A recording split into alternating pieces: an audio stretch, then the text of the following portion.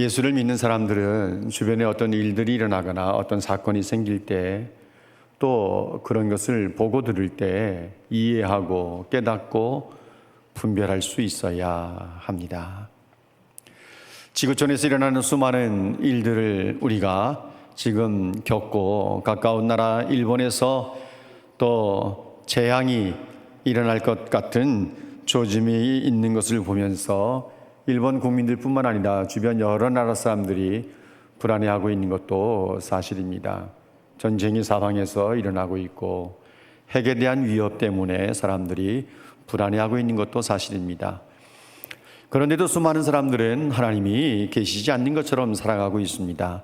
성경은 우리에게 말하기를 시편 14편 1절 말씀에 보면 어리석은 사람은 그 마음에 이르기를 하나님이 없다고 한다라고 말씀하고 있습니다. 아버지가 전쟁터에서 목숨을 잃고 형이 다락난간에서 떨어져 회복하지 못하고 죽는 모습을 또렷하게 본 여호람은 왕이 되어서 12년 동안 통치하는데 그가 자기 아버지나 자기 어머니처럼 악을 행하지는 않았지만 하나님 보실 때는 여전히 하나님이 계시지 않는 것처럼 악을 행하며 살았습니다. 오늘의 이야기는 여호람 북이스라엘의 왕이 이스라엘을 배반하고 조공 맞추기를 멈춘 모압 왕을 응징하는 이야기입니다. 모압 왕 메사는 양을 치는 사람이었는데 새끼양 10만의 털, 순양 10만의 털을 매년 북이스라엘에 조공으로 바쳤습니다. 그런데 아합이 전쟁터에서 전사하고 난 이후에 메사의 마음이 바뀌어서 이스라엘을 배반하고 조공 바치는 것을 멈춰버렸습니다. 아합의 아들 아하시아가 응징하기를 원했지만 힘이 없었고 또 다락난간에서 떨어져 회복이 안 돼서 그는 할 수 없었고 여호람이 왕이 되어서 이제 비로소 모압을 응징하려고 사마리아에서 군대를 모집을 했습니다. 그리고 남유다의 왕 여호사밧에게 도움을 요청해서 여호사밧이 함께 전쟁에 참여하게 되고 그 당시 에돔이라고 하는 나라는 여호사밧이 통치하는 유다에 조공을 바치고 있었는데 여호사밧 왕이 에돔 왕에게 이번 전쟁에 함께 가자고 말하게 되고 에돔은 속국 입장에서 거부할 수가 없었기 때문에 이 전쟁에 함께 참여해서 삼국이 연합군을 형성해서 모압을 치게 됩니다. 그러면 세 나라가 연합해서 한 나라를 치는데 이 전쟁은 뻔히 승리가 눈앞에 있는 것처럼 보일 수 있어요. 사람의 계획하는 대로 모든 일들이 다 잘 되면 얼마나 좋겠습니까? 나라 일이나 회사 일이나 사업을 하든 건강의 문제든 그 어떤 일들이 사람들이 계획하고 진행하는 대로 다 잘 되면 얼마나 좋겠어요. 그런데 성경은 우리에게 분명히 말하기를 사람이 계획할지라도 걸음을 인도하시는 분은 하나님이신 것을, 계획하는 사람에게 모든 일에 승패나 성사가 달려있는 것이 아니라 하나님께 있다고 하는 사실을 성경은 분명히 말씀하고 있어요. 걸음을 인도하시는 분은 하나님이시라는 거죠. 이들이 전쟁을 준비하면서 삼국이 연합해서 모압을 치러 나설 때는 얼마나 출발이 그럴듯하고 보기 좋았는지 모릅니다. 그런데 7일째 되는 날 더 이상 물을 얻을 수가 없었습니다. 군사들도 목이 말라 죽을 상황이었고 또 데리고 온 이 가축들, 짐승들도 목이 가래 죽을 상황이 돼버리고 말았습니다. 전쟁에 임하는 7일 만에 물을 더 이상 얻지 못해서 군사들이나 짐승이나 가축이 큰 위기를 만나게 된 것이죠. 이때에 여호람 왕이 뭐라고 말합니까?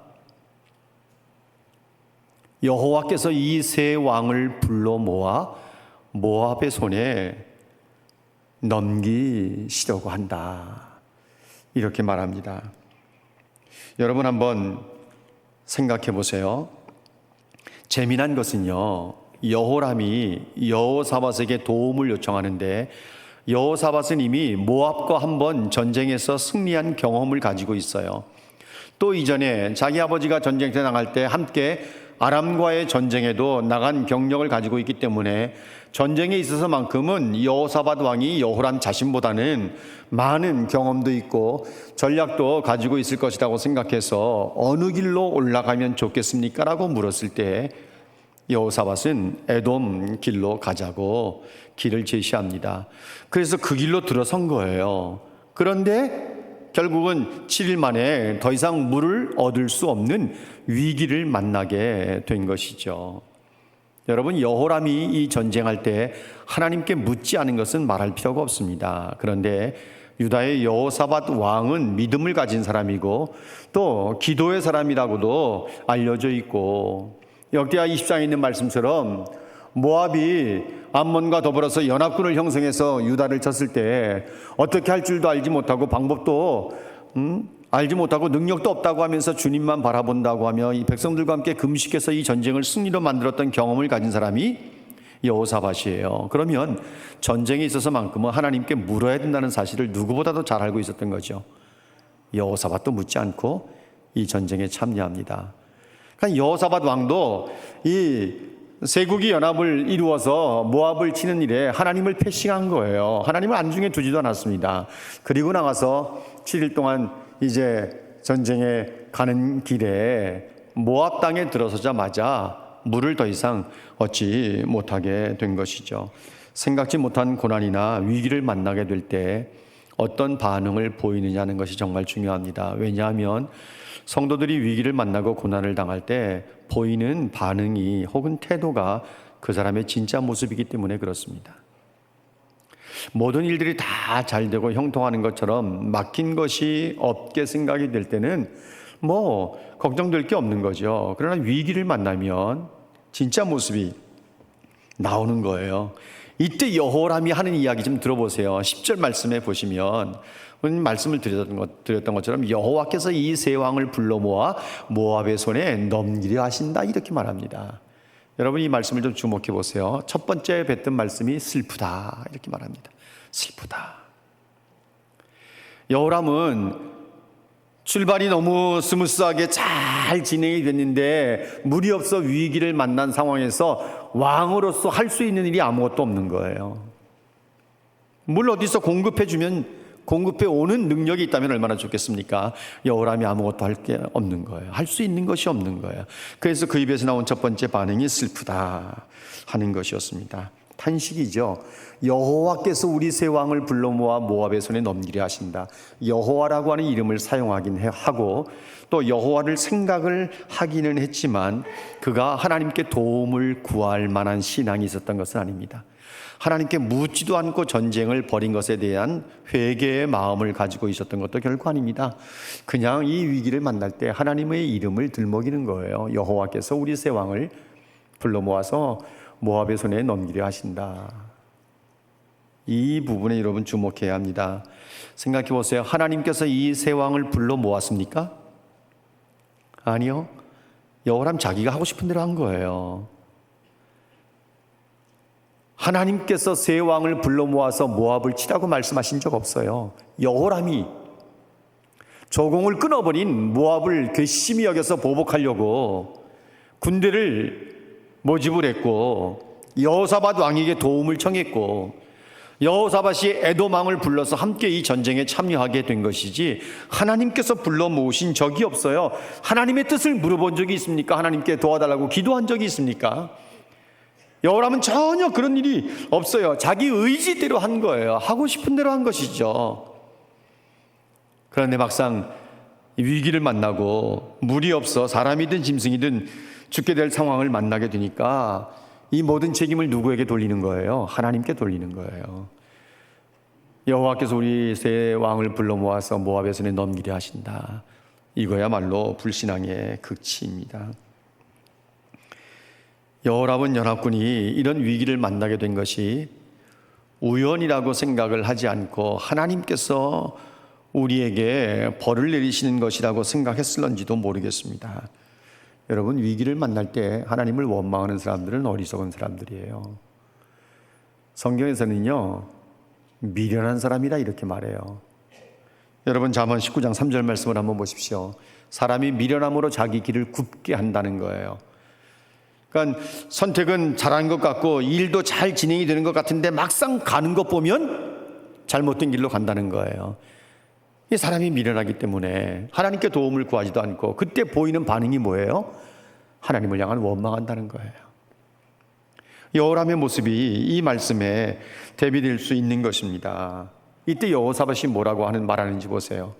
우리가 여호와께 물을 만한 여호와의 선지자가 여기 없느냐 이렇게 말합니다. 여호사밧이 지금 보이는 태도를 보십시오. 야, 여호사밧은 확실히 다르구나 이렇게 생각할 수 있어요. 그렇지만 여호사밧이나 여호람이나 크게 다를 바가 없어요. 왜냐하면 여호사밧도 하나님께 묻지 않고 전쟁에 참여했거든요.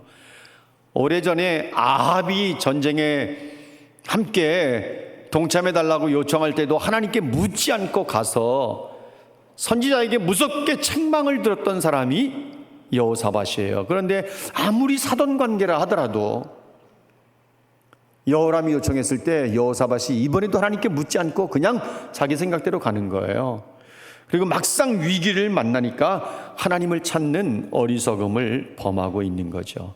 물론 분명한 차이는 있습니다. 왜냐하면 여호람은 하나님께 모든 책임을 뒤집어 씌우려고 했어요. 그런데 여호사밧은 하나님의 뜻을 물으려고 한 것에 대해서는 분명히 차이점이 있다고 말할 수 있습니다. 성도는 위기를 만나면 하나님을 신뢰할 수 있어야 되는 것입니다. 다윗이 뭐라고 고백합니까? 시편 56편 3절 말씀에 보면 다윗이 이런 고백을 하고 있습니다. 내가 두려워하는 날에는 주님을 의지하리이다. 성도들이 고난을 당하거나 위기를 만나면 늘 주님을 의지할 수 있어야 되는 거죠. 왕의 신하 가운데 한 사람이 이렇게 말합니다. 엘리사가 여기 있나이다. 이 내용을 가만히 보면요, 사실 여호사밧도 그렇고 여호람은 말할 것도 없고요, 두 왕 다 엘리사라고 하는 선지자에 대해서 잘 알지 못하고 있었던 것 같아요. 그래서 여호람은 마치 처음 보는 사람처럼 엘리사가 대하는 것을 우리가 보게 되고, 여호사밧 역시 엘리사를 찾을 생각도 하지 못했던 것입니다. 엘리사가 여기 있습니다. 그 생각해 보면 엘리사는 사마리아에 있어야 할 사람이었어요. 그런데 이 연합군의 전쟁에 어느샌가 엘리사가 들어와 있는 거예요. 근데 이 이름이 알려져 있지 않은 한 신하가 엘리사가 자기들과 함께 동행하고 있다는 것을 알아버린 거죠. 그래서 여호사밧이 하나님께 물을 만한 여호와의 선지자가 여기 없느냐고 찾았을 때 한 신하가 엘리사가 여기 있다고 말합니다. 그는 엘리야의 손에 물을 붓던 사람입니다. 이 이야기를 듣고 여호사밧이 하나님의 뜻이 그에게 있다고 그러면서 불러오라고 말하지 않습니다. 여러분, 이거는 참 재미난 부분이에요. 우리가 주목해야 될 부분이기도 한데요, 이 세 나라의 왕은요, 엘리사를 불러오라고 하는 것이 아니라 엘리사에게로 내려갑니다. 이게 열왕기 사가가 새로운 관점을 가지고 성경을 표현하고 있는 거예요. 8절 말씀에 보면요, 여호람이 여호사밧에게 우리가 어느 길로 올라가리까, 전쟁하러 갈 때는 올라가린다라고 하는 표현을 씁니다. 그런데 하나님의 선지자를 찾으러 갈 때는 내려간다는 표현을 쓰는 거예요. 하나님의 뜻을 묻기 위해서 이들이 겸손한 태도를 취해야 할 것이라고 하는 사실을 열왕기 사가는 기록을 통해서 지금 말하고 있는 거예요. 이 성경이 기록될 때는 그 당시 사람들을 위해서 기록한 것이 아니라 후대들을 위해서 기록한 것이기 때문에 우리가 하나님께 뜻을 물을 때는 늘 겸손한 마음으로 자기를 낮추는 태도를 가지고 하나님 앞에 가야 한다고 하는 사실을, 내려간다는 단어를 써서 지금 말하고 있는 거예요. 엘리사가 이들을 봅니다.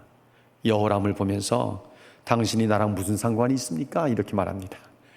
이거 얼마나 겸연적인 이야기예요.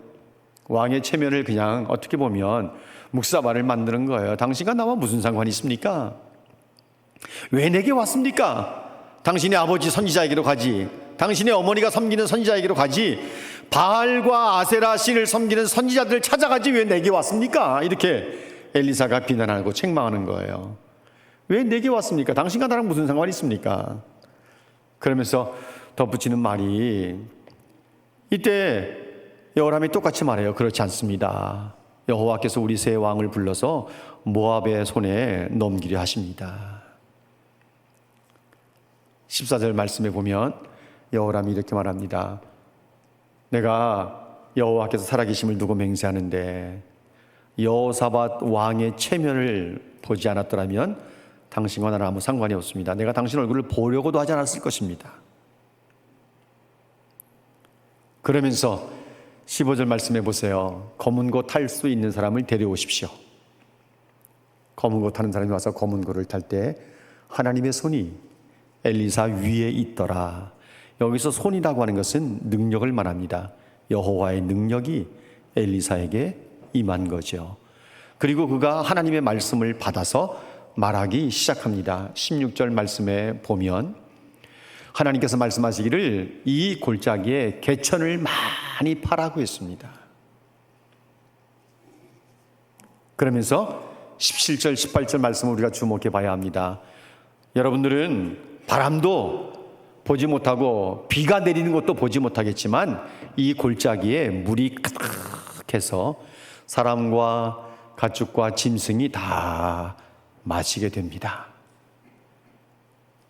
여러분, 오늘 포인트가 되는 말씀은 18절 말씀이에요. 같이 한번 읽어볼까요? 18절 다 같이 읽겠습니다. 시작. 이것은 여호와께서 보시기에 작은 일이라. 여호와께서 모압 사람도 당신의 손에 넘기시리니. 당신들이 바람도 보지 못하고 비도 내리는 것을 보지 못했지만 이 골짜기에 물이 가득할 겁니다. 그러면서 이 정도는 여호와께서 보시기에 작은 일에 지나지 않습니다.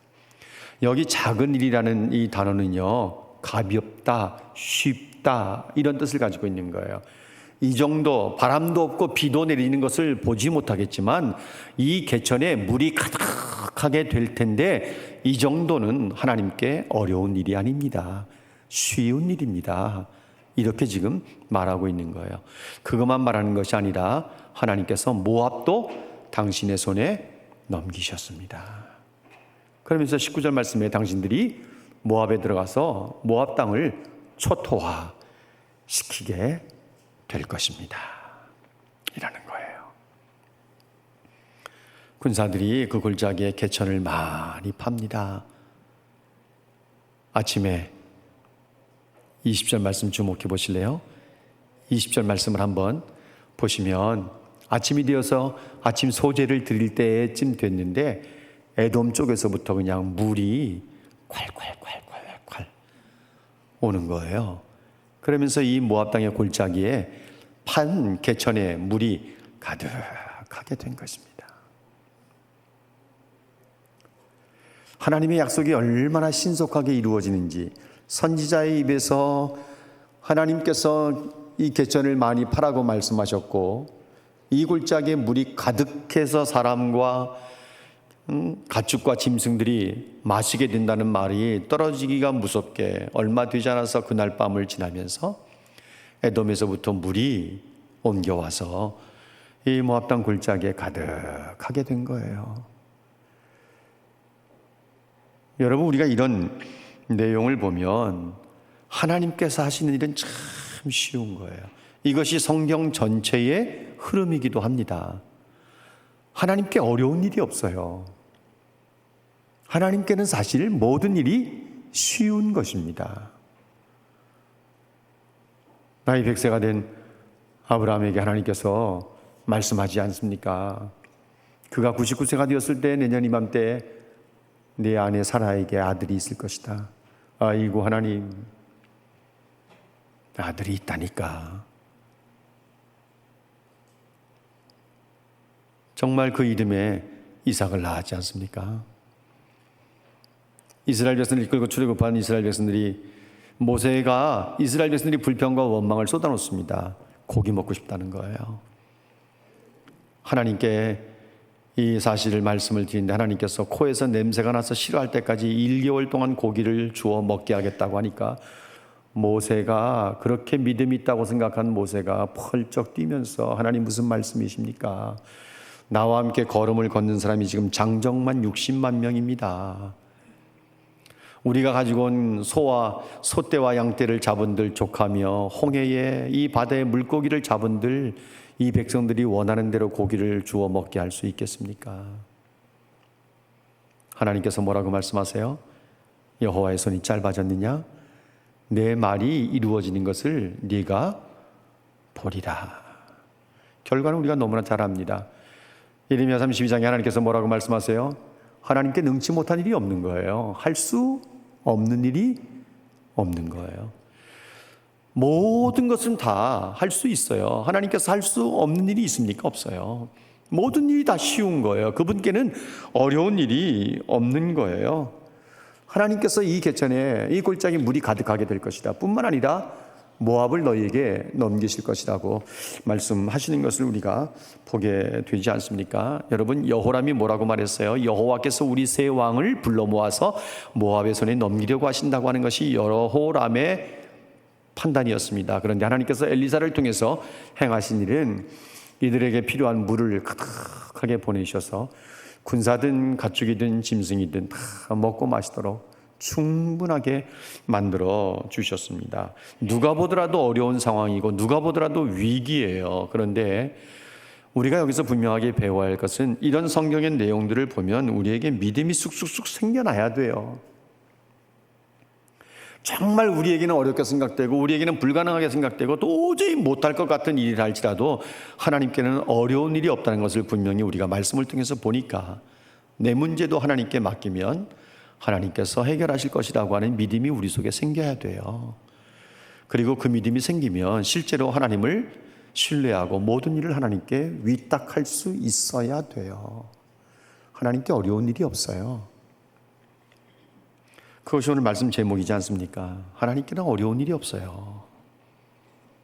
하나님께는 우리가 어렵다고 생각하는 그 모든 일들이 그분께는 굉장히 쉬운 일이에요. 아주 작은 일에 지나지 않아요. 그 일은 절대로 무겁지 않아요. 가벼운 일이에요. 날씨를 바꾸시는 일, 상황을 역전시키는 일, 사렙다 과부의 죽은 아들을 살리시는 일, 수넴 여인의 죽은 아들을 살리시는 일, 하나님 그분께는 모두가 다 쉬운 일이에요. 어려운 일이 어디 있습니까? 아침 소재 드릴 때 극적인 상황이 벌어지지 않습니까? 물이 가득하게 되는데 이 모압의 백성들도 잠자리에서 일어나서 보니까 맞은편 물이 완전히 핏물처럼 보이는 거예요. 해가 비치는데 이 모압 백성들의 눈에 착시 현상이 일어나게 된 거죠. 저 보니까 피처럼 보이는 거예요. 이들의 마음속에 확신 생겼습니다. 틀림없다. 전 피다. 저 세 나라의 왕들이 내란이 일어난 거다. 서로 치고받고 싸우고 칼부림이 나서 저 모든 골짜기의 물이 다 피로 변했다. 가서 노력하자. 그리고 모압의 군대가 이스라엘 진영으로 들어옵니다. 그때 이스라엘 진영이 다 일어나서 모압 군사들을 죽이고 모압 진영까지 쳐들어와서 19절의 말씀만 그대로 일어나게 됩니다. 그러니까 모압 왕이 이 전쟁에서 이미 패배했다고 생각을 하고 칼을 잘 쓰는 정예부대 700명의 용사들을 불러 모아서 가장 약하게 보이는 에돔 왕을 치러 그리고 치고 아마 피하려고 했던 것 같습니다. 그런데 그렇게 하지 못해요.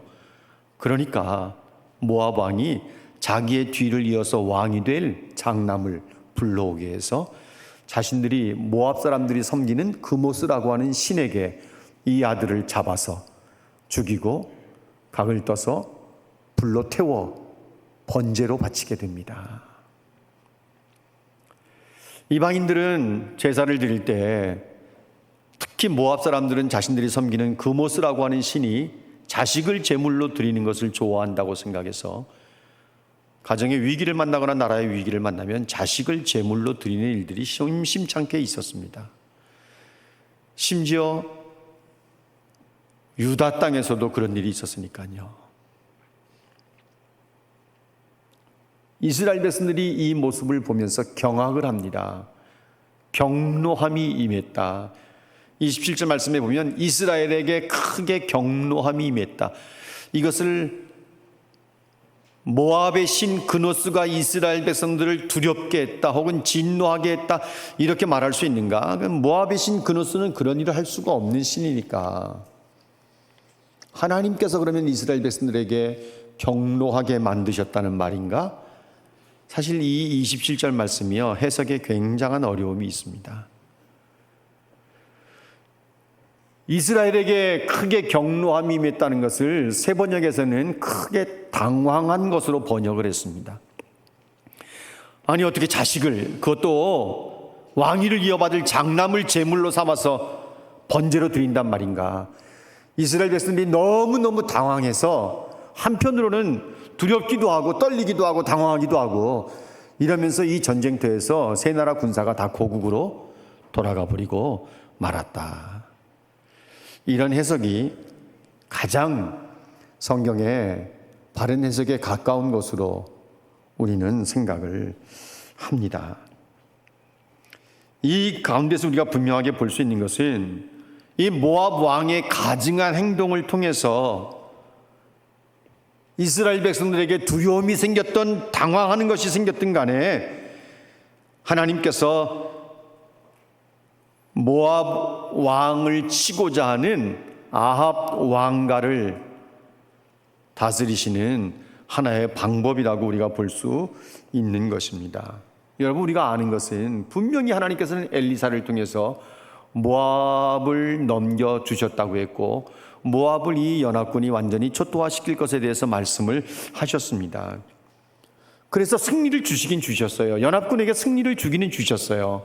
그렇지만 여호람의 불신앙을 심판하시고 여호사밧의 미온적인 태도를 책망하시면서 이 백성들이 온전한 승리를 맛보지 못하게 하시고 돌아가게 만드신 것으로 우리가 볼 수 있습니다. 또 한편으로는 하나님께서는 이 백성들에게 연합군에게 온전한 승리를 주신다고 엘리사를 통해서 이미 말씀하셨는데 이 백성들이 먼저 너무 당황해서 전쟁에서 승리하는 것을 포기하고 돌아간 것으로 볼 수도 있습니다. 사실 정확한 해석을 내리기는 쉽지 않은 부분이 있답니다. 우리가 여기서 배워야 되는 것은 이런 거예요. 하나님께서는 하나님의 백성이라고 해서 무분별하게 하나님을 신뢰하지 않는 것에 대해서 무조건 후원하시거나 무조건 도우시는 분은 결코 아니라는 것입니다. 여러분, 우리가 이 말씀을 볼 때 우리가 깨달아야 되는 것은 하나님의 뜻과 상관없이 살아가는 사람들, 하나님의 자녀라 할지라도 하나님의 뜻과 상관없이 살아가는 사람들의 팔을 지지해 주시거나 들어주시는 것은 결코 아니라는 것도 우리가 분명히 알아야 합니다. 하나님 그분에게는 어려운 일은 없습니다. 모든 일이 작은 것이고 쉬운 일이고 가벼운 일입니다. 말씀드린 것처럼 얼마든지 날씨를 바꿀 수도 있고 죽은 자를 살릴 수도 있습니다.